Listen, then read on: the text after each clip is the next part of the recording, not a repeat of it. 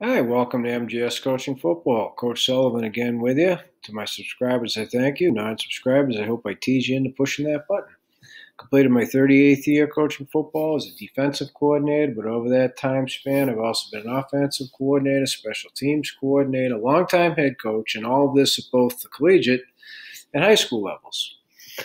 In this playbook film clip, I'm going to show you our what we call slant away, which is a rifle package stunt, okay, out of our base 3-4, which we call 50. So up here in the top right, a rifle package. So you go, non-subscribers.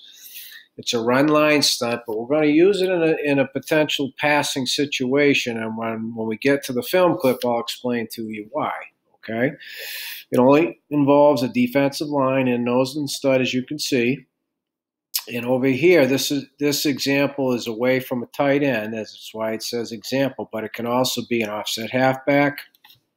It could be formations. It could be a zillion different things. That's the beauty of it. Okay, you can tailor it for a game plan. You can make adjustments in-game very easily.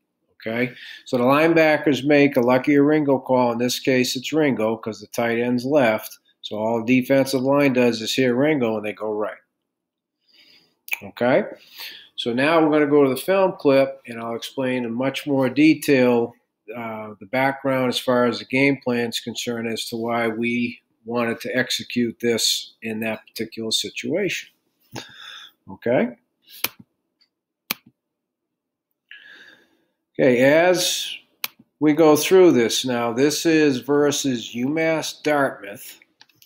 Okay, in 2019, this is the third game.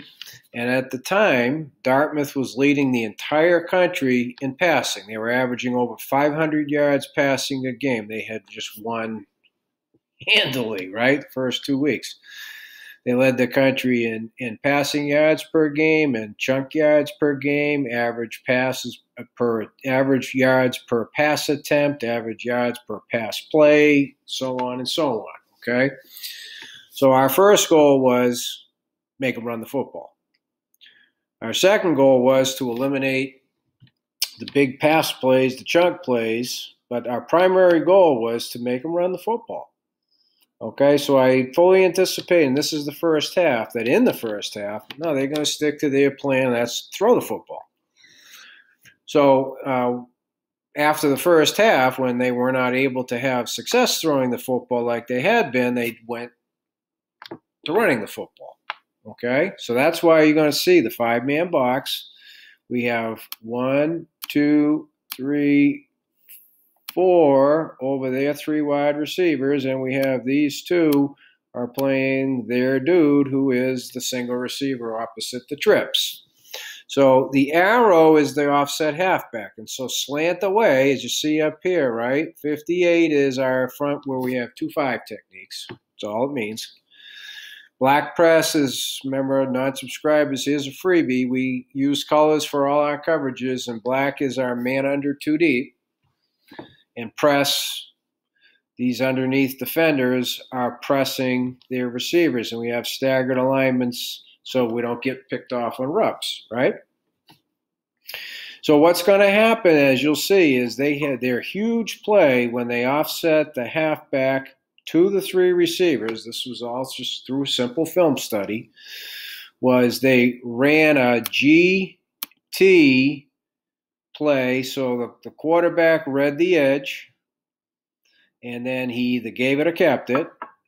When there was an RPO, there was a pass option off of it. And so what we noticed in the few times we saw an odd front in the first 2 games, they asked the center to try and block back on that defensive end. Whoa!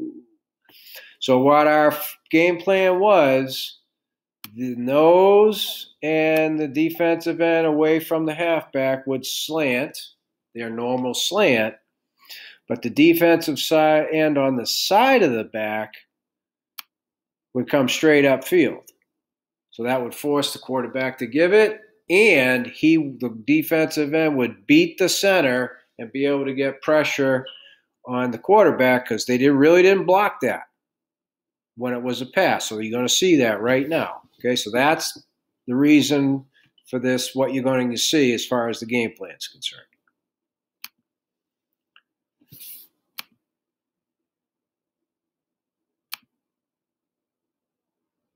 And look at the net result, right? So that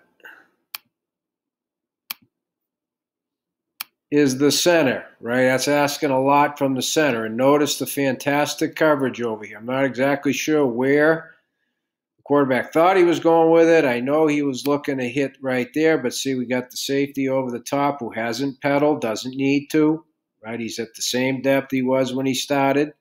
Great coverage over here. And the inside linebackers are doing what they've been told because their responsibility is the run portion of this. Okay? Well, not thrilled with the backer on the side of the halfback. He's supposed to be playing static, and he kind of gave up on it quickly. You'll see that more on the tight copy. So now we'll go to the tight copy. So again, versatility here. See, this is a no-huddle offense, but regular tempo. They're not in a big hurry. Slant, okay. First half, race up the field, so that will tell the quarterback to give it, but then you'll also be in a position to pressure the quarterback if it's the P, right, the pass, because they're asking this center to block back on that end, which is asking a ton, okay?